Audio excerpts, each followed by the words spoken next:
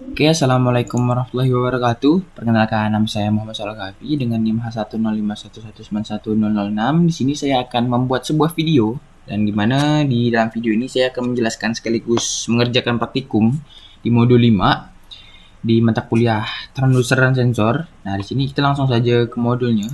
Nah, di sini kita bakal praktikum di modul 5 yaitu bertemakan tentang deteksi manusia menggunakan sensor PIR.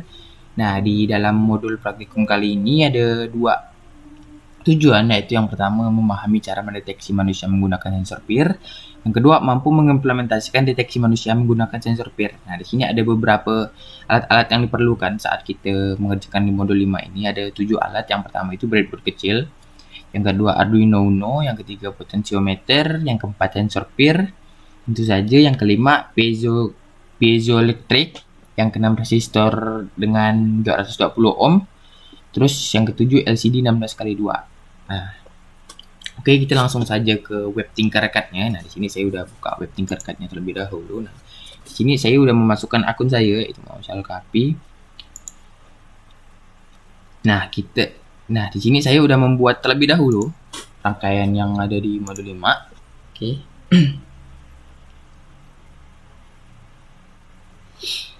Nah, di sini saya akan menjelaskan komponennya terlebih dahulu. Di sini ada Arduino Uno. Di sini ada breadboard kecil, di sini ada LCD 16x2, di sini ada sensor PIR, di sini juga ada piezo, di sini ada potentiometer, dan di sini juga ada resistor. Nah, oke, langsung saja ketika kita udah menyusun letak komponennya seperti di gambar, kita akan menghubungkannya terlebih dahulu, menghubungkan kabel-kabelnya. Nah, di sini kita mulai dari sini dulu. Nah, di sini kita akan menghubungkan kolom A baris pertama ke kolom plus dulu, kawan-kawan. Ke kolom plus baris pertama juga. Nah, di sini. Nah, udah kita menghubungkan antara kolom A baris pertama ke kolom plus baris pertama. Terus kita lanjutkan dari kolom plus pertama ini yang berada di breadboard, kita hubungkan ke kolom 5 volt di Arduino Uno. Nah, kabel yang menghubungkan kedua kolom tersebut ini berwarna merah, kawan-kawan. Nah, oke, kita lanjut ke sini.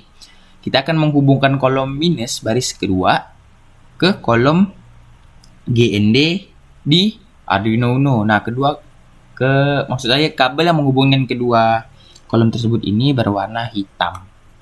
Oke, kita lanjut di sini. Kita akan menghubungkan kolom A baris ketiga ke kolom minus baris ketiga juga, kawan-kawan. Nah, kabel yang menghubungkan kedua kolom tersebut ini berwarna hitam juga. Oke, kita lanjut di sini. Kita akan menghubungkan kolom C baris kedua ke kolom C juga, tapi baris ke 10, kawan-kawan. Nah, kabel yang menghubungkan kedua kolom tersebut itu berwarna putih. Oke, kita jelaskan warna selanjutnya.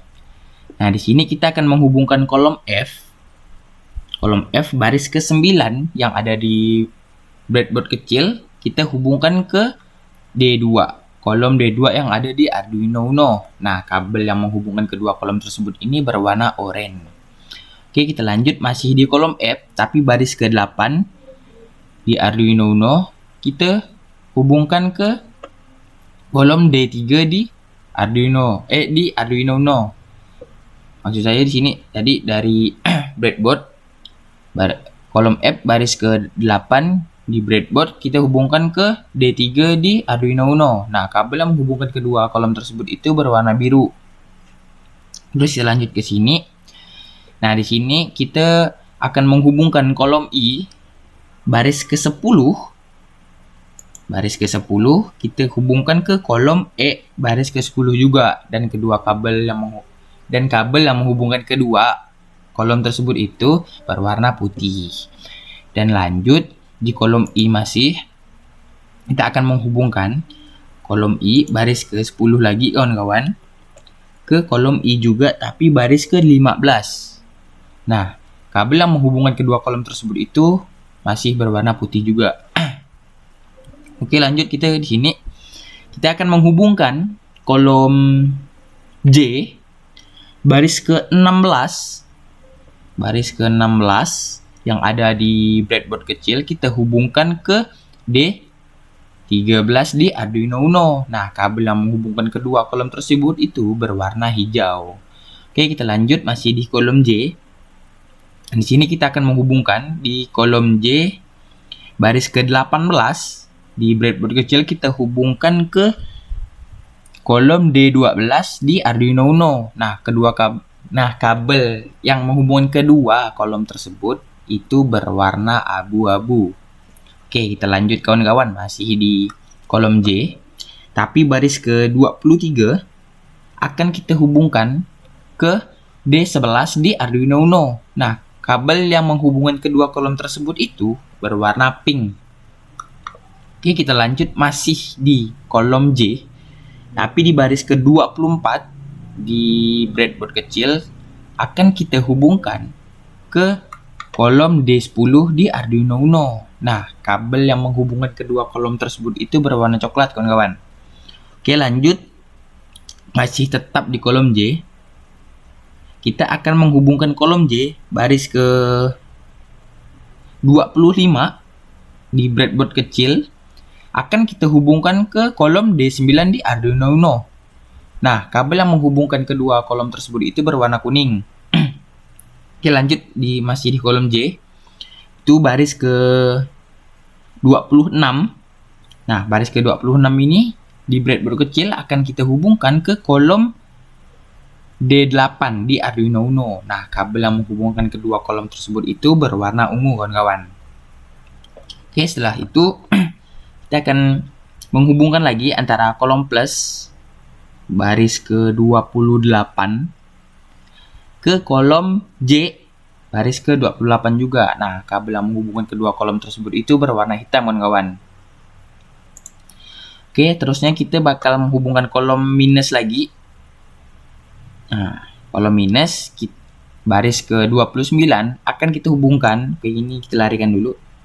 Akan kita hubungkan ke kolom minus juga, tapi di bagian bawah di baris ke 29 juga, kawan-kawan, di breadboard kecil. Nah, begitu juga dengan ini. Kita akan menghubungkan kolom plus baris ke-30 yang ada di bagian atas breadboard kecil akan kita hubungkan ke kolom plus juga di baris ke-30 di bagian bawah, kawan-kawan. Nah, di sini. Dan kabel yang menghubungkan kedua kolom tersebut itu berwarna merah. Oke, kita kembalikan lagi LCD-nya. Oke. Setelah ini udah, kita akan menghubungkan ini lagi. Nah, di sini kita akan tetap menghubungkan kolom minus baris ke-17 ke kolom RW yang ada di LCD. Nah, kabel yang menghubungkan kedua kolom tersebut itu berwarna hitam. Oke, kita lanjut di sini. Kita akan menghubungkan kolom plus baris ke 14 akan kita hubungkan ke kolom VCC yang berada di LCD. Nah, kabel yang menghubungkan kedua kolom tersebut itu berwarna merah. Oke, kita lanjut. Di sini kita akan menghubungkan kolom minus baris ke 13 akan kita hubungkan ke kolom GND atau ground yang ada di LCD. Nah, kabel yang menghubungkan kedua kolom tersebut itu berwarna hitam, kawan-kawan. Oke, lanjut di sini. Nah, di sini kita akan menghubungkan kolom minus. Nih, kolom minus. Kolom minus baris ke-24 akan kita hubungkan ke salah satu kaki di piezo, komponen piezo. Nah, kabel yang menghubungkan antara kaki piezo ini ke kolom minus baris ke-24 ini adalah berwarna hitam, kawan-kawan. Oke, kita lanjut. Kita akan menghubungkan kaki kedua piezo ke kolom I baris ke-8, kawan-kawan. Nah, di sini kita akan menghubungkan kaki kedua dari piezo ke kolom I baris ke-8. Nah, kabel yang menghubungkan kedua kolom tersebut itu atau ke kaki piezo sama ke kolom I baris ke-8 itu berwarna biru, kawan-kawan. Nah, ini. Oke. Setelah itu kita akan kembali menghubungkan di kolom minus. Nah, di kolom minus baris ke-11 akan kita hubungkan di salah satu kaki yang berada di peer sensor. Nah, kabel yang menghubungkan antara salah satu kaki pir sensor ini ke kolom minus baris ke-11 itu berwarna hitam. Oke, kita lanjut. Selanjutnya kita akan menghubungkan kaki kedua dari pir sensor ini ke kolom plus baris ke-10. Nah, kabel yang menghubungkan dari kaki kedua pir sensor ke kolom plus baris ke-10 ini kabelnya berwarna merah, kawan-kawan. Setelah itu kita akan menghubungkan kaki ketiga atau signal dari pir sensor ke kolom I baris ke-9, kawan-kawan. Nah, kabel yang menghubungkan antara kaki ketiga pir sensor ini dengan kolom I baris ke-9 itu berwarna oranye. Nah, ketika sudah kita hubungkan semuanya, kabel-kabelnya udah kita hubungkan ke tiap-tiap komponennya ataupun ke tiap-tiap kolom yang ada di breadboard maupun di Arduino Uno, terus kita akan memasukkan codingannya, kawan-kawan. Cara memasukkan codingannya hanya mengklik tampilan code di sini. Nah, di sini saya udah terlebih dahulu memasukkan codingannya yang sesuai di modul. Nah, ketika kita udah selesai memasukkan codingannya di sini, kita akan menjalankan program ini dengan cara mengklik atau menekan tampilan Start Simulation di bagian pojok kanan atas. Nah, oke, kita langsung saja menekan Start Simulation-nya. Nah, di sini masih aman, kawan-kawan. Output dari LCD-nya itu masih bilang aman. Nah, di sini kenapa aman, kawan-kawan? Karena di sini dari pin sensornya tidak ada menangkap gerakan dari manusia ataupun tidak ada menangkap gerakan apapun yang ada di dalam rumah tersebut ketika memasang program ini. Nah, ketika kita mengklik, nah di sini ketika kita akan membuat sebuah gerakan yang berada di titik koordinat ini. Nah, di sini pir sensornya, di sini maksud saya LCD-nya akan mengeluarkan input dengan kata-kata ada penyusup di rumah, karena dari pir sensor ini menangkap adanya gerakan di titik koordinat, adanya di area tersebut gitu. Dan ketika ada gerakan yang ditangkap oleh pir sensor ini, komponen dari piezo ini akan menyalakan bunyi, kawan-kawan. Akan mengeluarkan bunyi itu. Dan ketika kita menggeser kanan, tapi kita berhenti agak lama. Nah, di sini komponen piezonya tidak akan mengeluarkan bunyi lagi. Dan di LCD ini akan mengeluarkan outputnya dengan kata-kata aman, karena tidak ada pergerakan lagi. Ketika kita gerakkan lagi, nah, di sini LCD 16x2-nya akan mengeluarkan output dengan kata-kata ada penyusup di rumah, karena di sini sensor pir menangkap adanya gerakan di area tersebut. Dan ketika adanya gerakan di situ, sensor maksud saya di komponen piezo ini akan mengeluarkan bunyi, kawan-kawan. Tapi ketika kita udah diam di sini, misalnya kita alihkan ke kiri terus kita diam,